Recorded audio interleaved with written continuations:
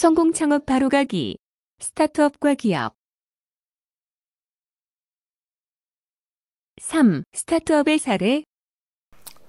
자, 여러분 안녕하세요. 이번엔 세 번째 시간이죠. 스타트업의 사례에 관해서 살펴보도록 하겠습니다. 먼저 학습 내용부터 살펴보도록 할게요.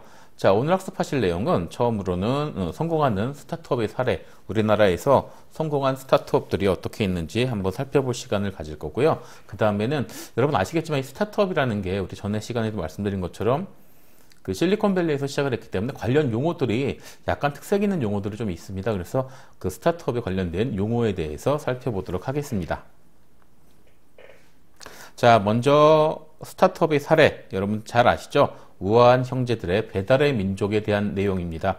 아마 우리가 스타트업이다, 성공한 스타트업, 우리나라 대한민국에서 성공한 스타트업이다 라고 하면 10분 중에 거의 절반 가까이 있는 절반 이상은 이 우아한 형제들의 배달의 민족을 떠올리실 거예요. 그만큼 이제 성공한 스타트업이라고 볼 수 있겠죠.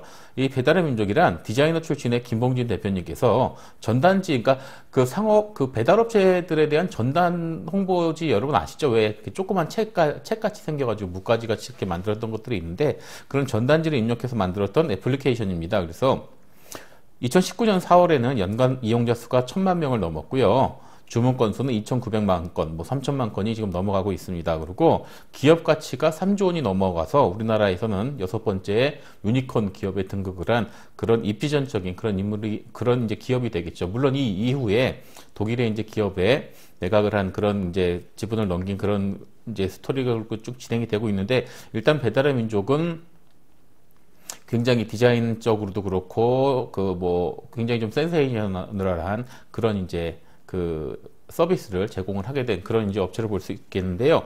계속 보시면은 우연히 배달의 민족이 조금 이렇게 성공하게 된 그런 면을 보시면 전폭적인 사업 확장성이 있었는데 배달의 민족 외에도 배달 브라더스라던가 배민상해, 배민찬 등의 여러 가지 서비스를 제공했는데요. 여러분 아시겠지만 배달의 민족이라는 것은 말 그대로 기존에도 배달의 주를 이루던 그런 이제 자영업자분들의 그런 이제 배달을 대행해주는 서비스가 될 거고요. 배민 브라더스라는 것은 외식 업체들 있잖아요. 외식을 주로 하는 그런 이제 프랜차이즈 외식 업체라든가 이런 데 이제 제품을 이제 그 식사를 주로 식사가 되겠지만 그런 것들을 이제 배달을 대행을 해주는 거. 그리고 배민상에는 배달의 민족의 안에 있는 기업 회원들, 그러니까 자영업을 하시는 회원들이 많이 계십니다. 그래서 그분들을 대상으로 필요한 포장 용기라던가 여러 가지 이제 일회용품이라든가 여러 가지 용품들이 있잖아요. 그래서 그런 것을 판매를 하는 그런 이제 비즈니스 모델이었고요. 배민찬은 배달의 민족을 이용을 해서 반찬을 배달해주는 그런 이제 서비스입니다. 그래서 이 배달이라는 것이 기존에 이제 우리가 통상적으로 생각하는 배달 음식뿐만 아니라 외식을 해서 먹어야 됐던, 그러니까 자체 배달하지 않았던 그런 부분이라던가 혹은 반찬, 역으로 따져서 우리에게 서비스 혹은 제품을 제공을 해주는 그런 분들도 고객으로 볼 수 있어요. 어떻게 보면 기업 고객이 되겠죠. 그런 고객으로 생각을 해서 배민, 상회 등의 이런 서비스를 제공을 하게 된 것입니다. 자, 다음으로 보시면은 우아한 형제들 배달의 민족의 특징을 이렇게 보시면은 먼저 고객 중심의 고객을 중심으로 하는 독창적인 브랜딩을 진행을 했고요. 고객 기반으로 하는 서비스 또 독특한 광고 기법들이 있을 겁니다. 먼저 하나하나 살펴보도록 할게요. 고객 중심의 독창적인 브랜딩. 배달 음식의 주요 고객층인 20, 30대 사회 초년생을 타겟으로 선정을 해서 디자이너의 강점을 살려 캐치프레이즈, 글꼴, 캐릭터 등을 활용했습니다.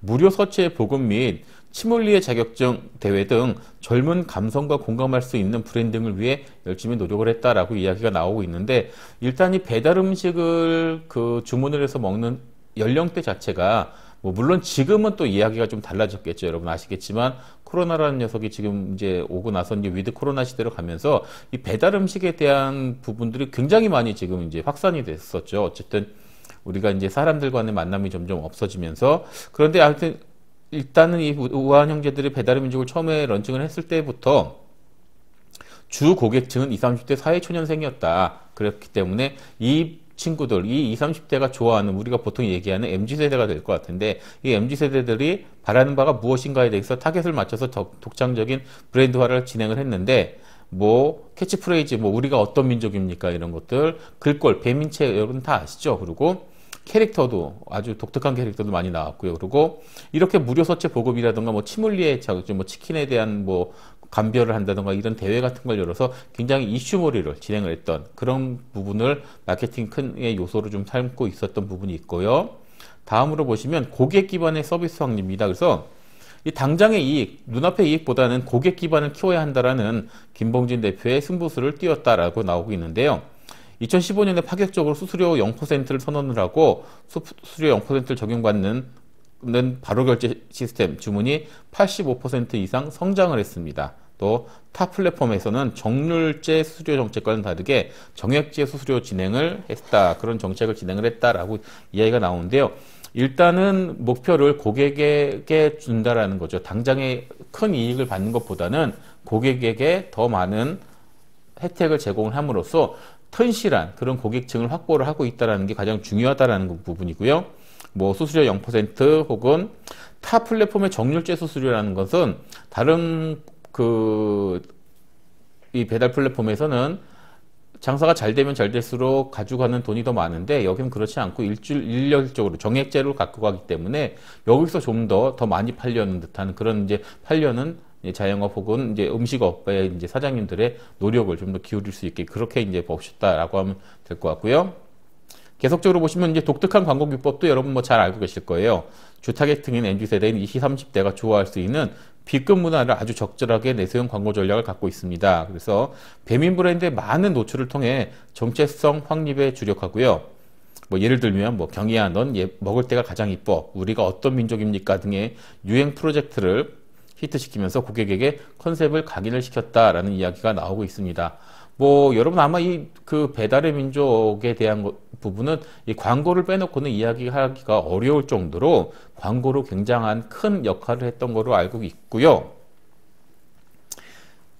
우리가 어떤 민족입니까? 이 배달의 민족, 이 컨셉, 그 카피 하나만으로도 뭐 배달의 민족을 전부 다 표현할 수 있을 정도로 굉장히 공전의 히트를 기록을 했죠. 그러면서 기업 가치뿐만 아니라 점점 이제 다른 이제 사업 분야로도 계속적으로 발전할 수 있는 그런 이제 역량을 키우고 있는 그런 브랜드라고 보시면 될 것 같고요. 초기 아무래도 이제 그 창업하시는 이제 창업자 자체가 디자이너 출신이기 때문에 굉장히 트렌디하고 굉장히 이제 그런 감수성에 예민한 그런 20, 30대를 대상으로 하는 그런 마케팅이라든가 이런 기법들이 잘 통했다라고 보실 수 있을 것 같아요.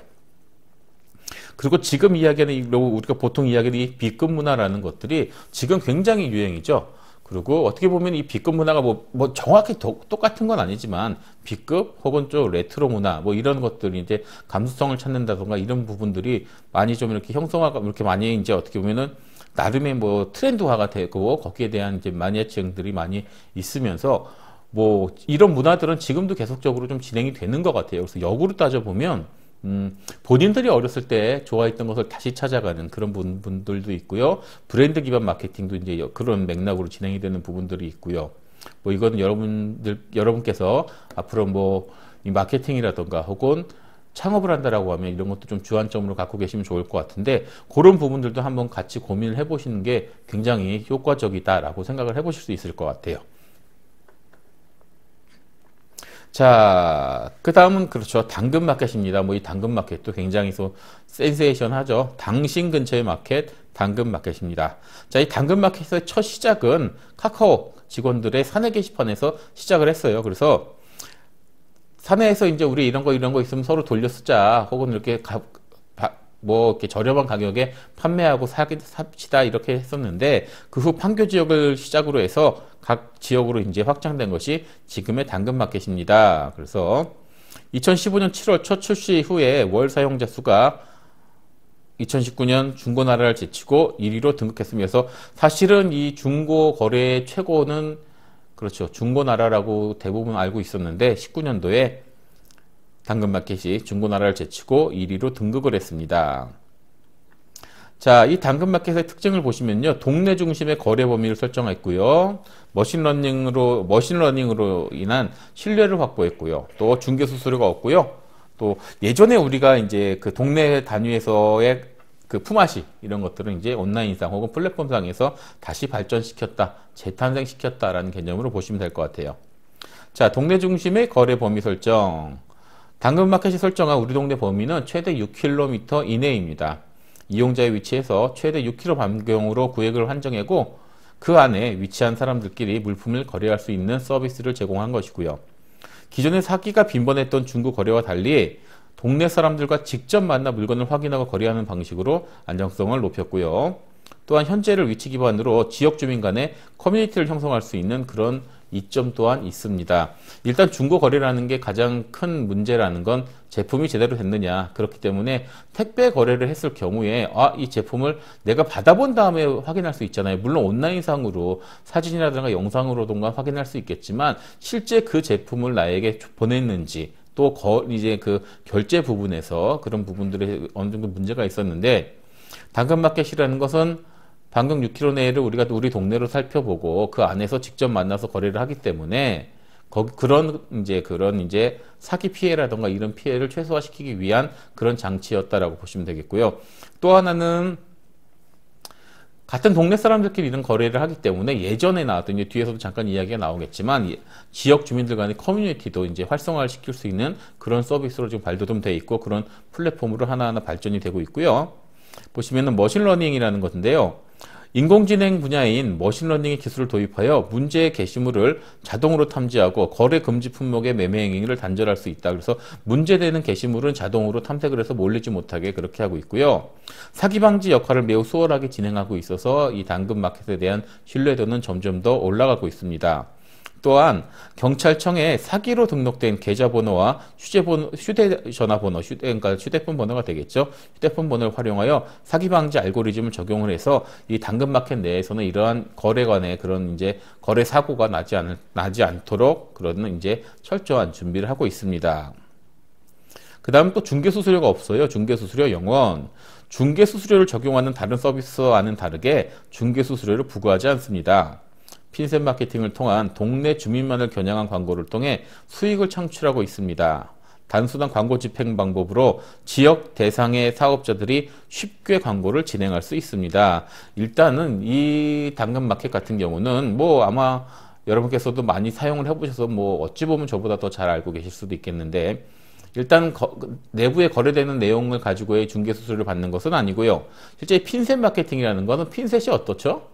굉장히 작은 물건을 집을 때 사용하죠. 마찬가지로 이 당근마켓이라는 것은 어떻게 보면은 굉장히 우리가 이렇게 맞춤화된 뭐 어떻게 보면 그런 이제 마케팅의 하나의 플랫폼이라고 좀 보시면 좀 이해가 쉬우실 것 같은데, 동네 단위로 지금 거래를 하잖아요. 그렇기 때문에 그 동네에서 그 동네 주민들을, 그 고객들을 대상으로 할 수 있는 마케팅을 할 때 굉장히 적절합니다. 그런 이제 광고를 통한 수익을 창출하고 있다라는 거죠. 그리고 이 광고를 집행하는, 광고를 이제 내는 광고를 이제 발생시키는 방법이 굉장히 단순하기 때문에 여러 사업자들이 어렵지 않게 광고를 집행할 수 있는 그런 장점이 있다라고 보시면 될 것 같아요.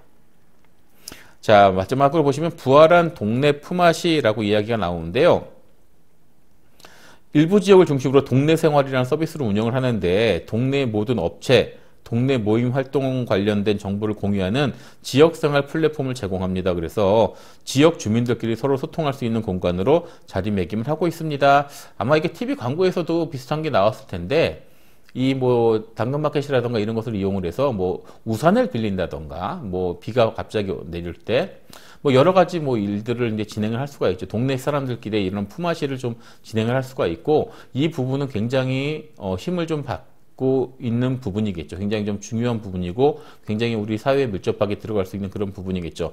물론 이런 당근마켓이 이렇게 좋은 의도임에도 불구하고 사고가 발생하는 경우도 있긴 있었습니다. 아마 얼마 전에도 뭐 명품 시계를 뭐 훔쳐간 사람들도 있었고, 금괴를 뭐 훔쳐간 사람들도 있다라고 하는데, 뭐 그런 범죄라는 것은 어느 상황에서나 발생을 할 수 있는 것이니까 그렇긴 하겠지만, 일단은 동네를 중심으로 하는 그런 이제 동네 중심의 거래 플랫폼이라는 부분에 있어서 굉장히 의미를 부여할 만하다. 스타트업으로서의 굉장히 발전 가능성이 높은 플랫폼이다라는 것을 보실 수 있을 것 같아요.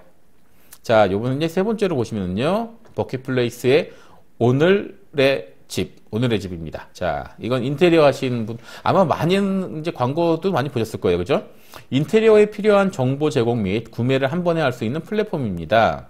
2014년 7월에 첫 선을 보인 이후 2020년 기준으로 다운로드가 1000만 건이 넘었고요. 가입자 수는 지금 810만 명을 넘었습니다. 현대 인테리어 분야 1위 플랫폼으로 자리매김하고 있는 것이 오늘의 집입니다. 자, 이 오늘의 집의 특징을 보시면 원스톱 서비스를 제공을 하고요. 그 다음 소비자의 구매 욕구를 자극을 해주고요. 가격 경쟁력을 확보하고 있고 고객 간의 적극적인 노하우를 공유하고 있습니다. 하나하나 살펴보도록 하겠습니다. 자, 원스톱 서비스예요. 원스톱 서비스.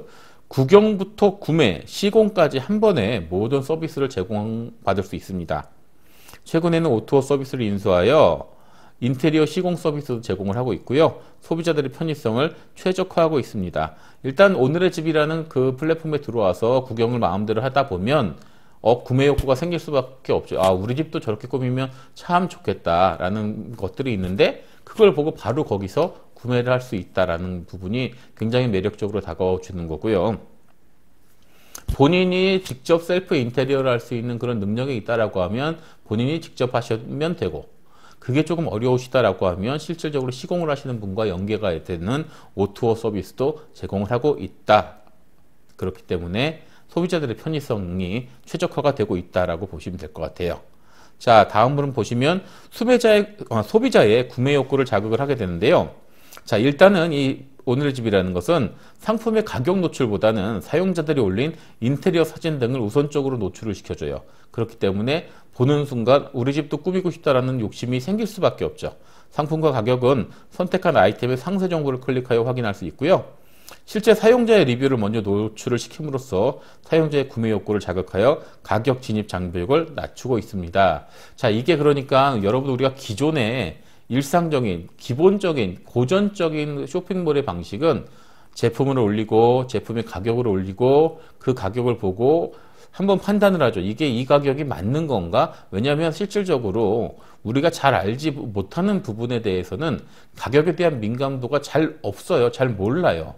그 다음에 우리가 리뷰를 보게 되겠죠. 그래서 아, 이게 좋구나라고 보는데 이 오늘의 집 같은 경우는 역순으로 가는 거죠. 쉽게 어떻게 보시면요. 리뷰를 먼저 보는 거예요. 그러니까 고객들이 직접 인테리어한 그런 사진들을 보면서 이거 괜찮네. 근데 여러분 아시겠지만 이 인테리어라는 것은 어떻게 보면 약간의 가치, 부가가치를 높이는 그런 이제 쇼핑이죠.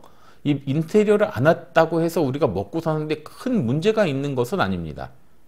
무슨 얘기인지 아시죠? 그렇죠? 우리가 이게 딱 의식주에 정확히 들어가는 부분은 아니잖아요. 보다 질 좋은, 질 높은 삶을 사는 데는 분명히 그 인테리어가 기여하는 부분들이 크죠. 그렇기 때문에 여기에 들어가는 비용은 물론 가능하면 저렴한 비용으로 할 수 있겠지만, 그러면 좋겠지만, 내가 기존에 다른 분들이 꾸며놓은 그런 정말 이거 괜찮은데 나도 좀 했으면 좋겠어 라고 했을 때는 일단 마음적으로 구매 욕구가 커져 있기 때문에 거기서 느껴지는 이 가격에 대한 이런 그 허들은 크게 높지 않을 수 있다라는 거죠. 그렇기 때문에 소비자의 구매 욕구 자극을 굉장히 적극적으로 또 공격적으로 또 굉장히 효과적으로 진행을 하고 있다라고 보시면 되겠고요.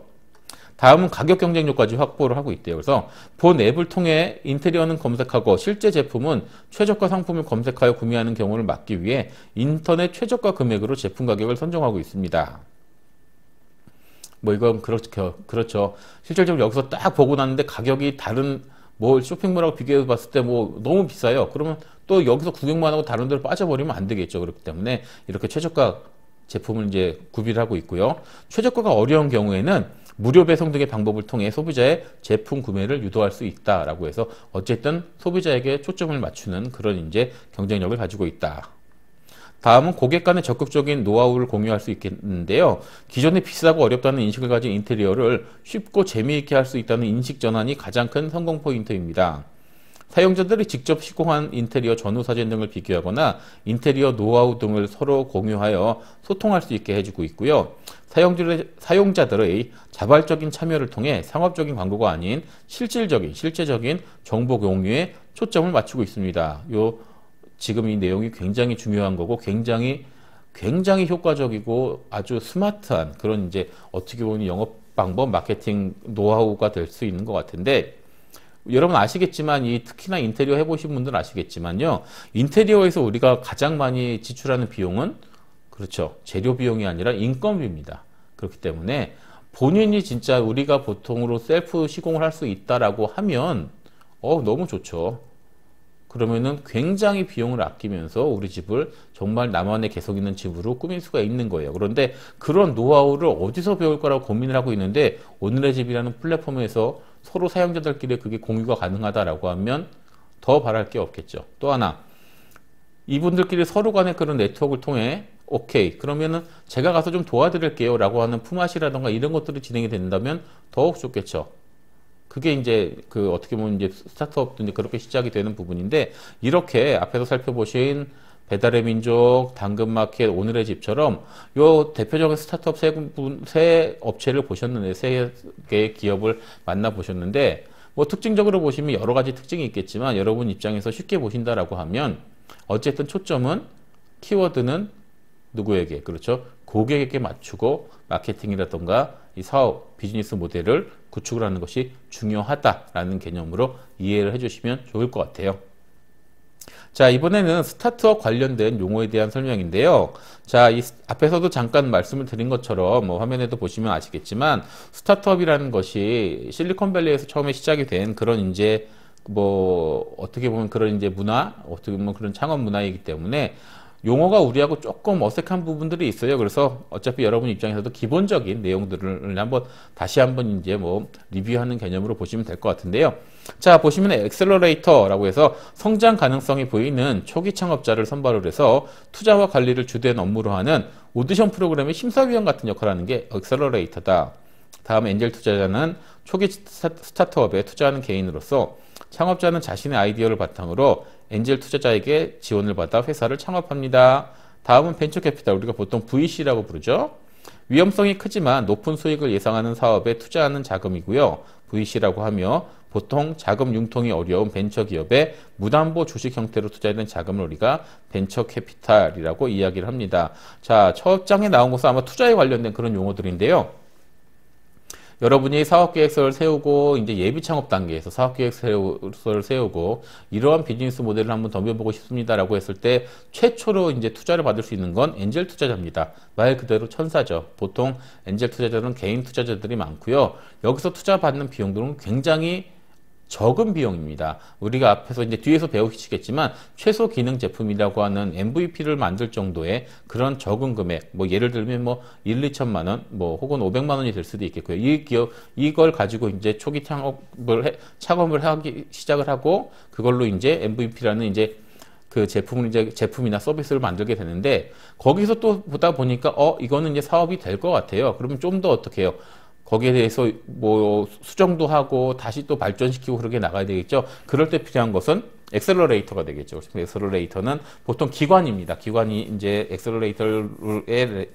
엑셀러레이터라는 기관에서 여러분의 사업 계획서와 혹은 그 MVP 제품이 있다라고 하면 그걸 보고 이제 결정을 내리겠죠. 그래서 오케이, 우리가 투자를 하겠습니다라고 해서 투자를 해요. 그러면서 또 계속적인 이제 연구 개발을 진행을 하다 보면 MVP의 단계를 지나서 진짜 제대로 된 제품 혹은 서비스가 출시가 되고 이제부터는 본격적으로 우리가 이것을 서비스하고 판매를 하겠다라고 나오는 때, 그때 이제 또 투자를 받을 수 있는 것이 맨 밑에 나와 있는 벤처 캐피탈 VC라고 보시면 될 것 같아요. 그래서 실질적으로 지금 이제 스타트업에서 이제 투자를 받는다는 것은 기존에 우리가 예전에 사업 투자를 받을 때 담보를 갖고 받는 것보다는 여기서 말하는 담보는 여러분이 갖고 있는 아이디어와 사업 계획, 비즈니스 모델을 가지고 받는다라는 것만 알고 계시면 될 것 같습니다.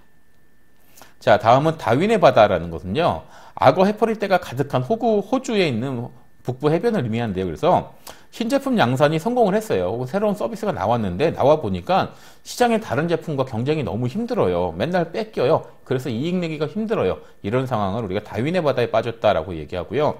다음은 이제 밸류 오브 데스밸리, 죽음의 계곡이라는 얘기가 나오는데, 이거는 기업이 아이디어를 가지고 기술 사업화에는 성공했지만 딱 제품이 나와서 이제 뭔가 양산을 하려고 하는데 돈이 없어요. 그래서 이제 상용화에 실패하는 경우, 이런 경우들 굉장히 많고, 뭐 나중에 제이커브도 뭐 이런 얘기가 나올 텐데, 스타트업이 발전한 경우는 굉장히 처음에는 쭉 밑으로 내려가다 갑자기 훅 올라가는 그 J자를 걷게 되는데 그렇게 내려가는 점을 이제 그렇게 뭐 죽음의 계곡으로 보실 수도 있겠고요.